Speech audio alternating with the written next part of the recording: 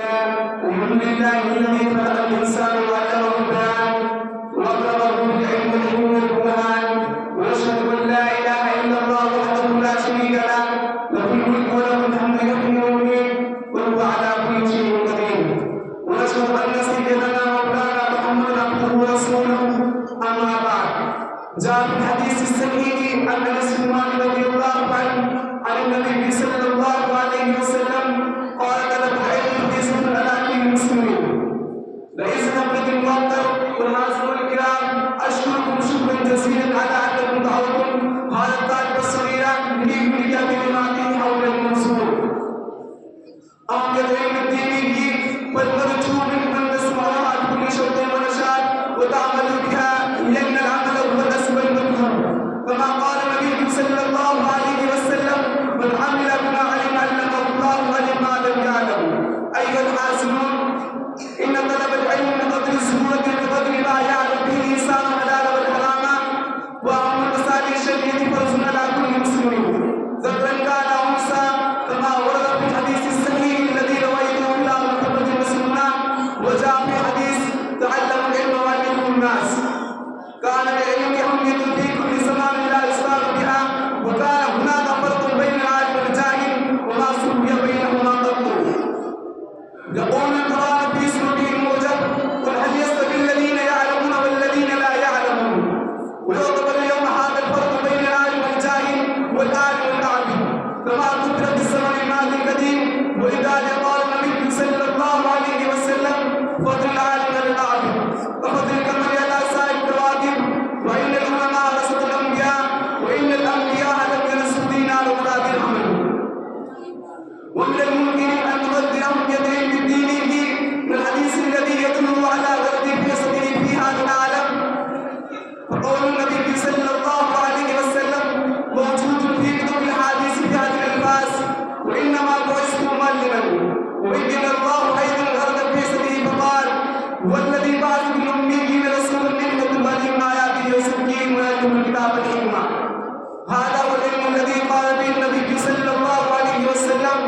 من طلب العلم كان كفارا لما وسع العلم الذي تستمر فلوسه وبركته في الآية وبعدها والكلمة قال النبي صلى الله عليه وسلم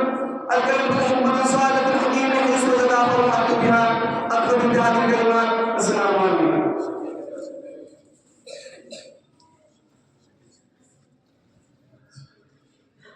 ما شاء الله الآن أريد أن أدعو على محمد الآن فليتفضل مشكورا.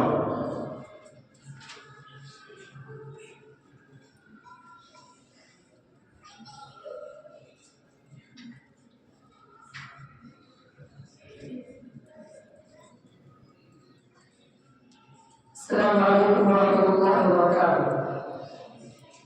ورسالة بالحقيقة الكريمة وأساتذتي الأعزاء وإخواني بالله اليوم أريد أن ألقي أمامكم خطبة وجيزة حول الموضوع المحدد أهمية طلب العلم. الحمد لله ولي الصالحين ولا عدوان إلا على الظالمين وعلى آله وصحبه ومن تبعهم بإحسان إلى يوم الدين أما بعد فقال تعالى يرفع الله الذين آمنوا منكم والذين أوتوا العلم درجات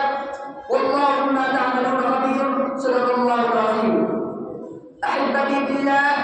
إن طلب هذا العلم الشرعي فريضة من فرائض الدين وواجب من واجبات شريعتنا الإسلامية لأنه هو السبب الرئيسي الحقيقي في تشريف الإنسان على سائر المخلوقات كما أخبرنا الرب تبارك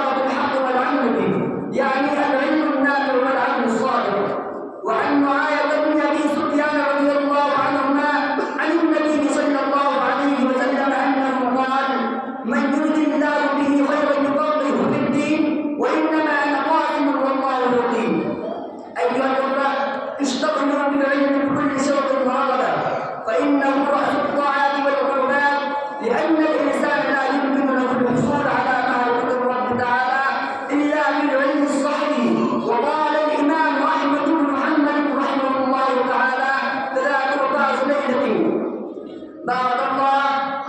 الله لنا ولكم في القرآن المجيد ونفعنا وإياكم بالآيات والذكر الحكيم فاستغفروه إنه هو الغفور الرحيم. أتقي هذه الكلمات وآخر دعوانا والحمد لله رب العالمين. السلام عليكم.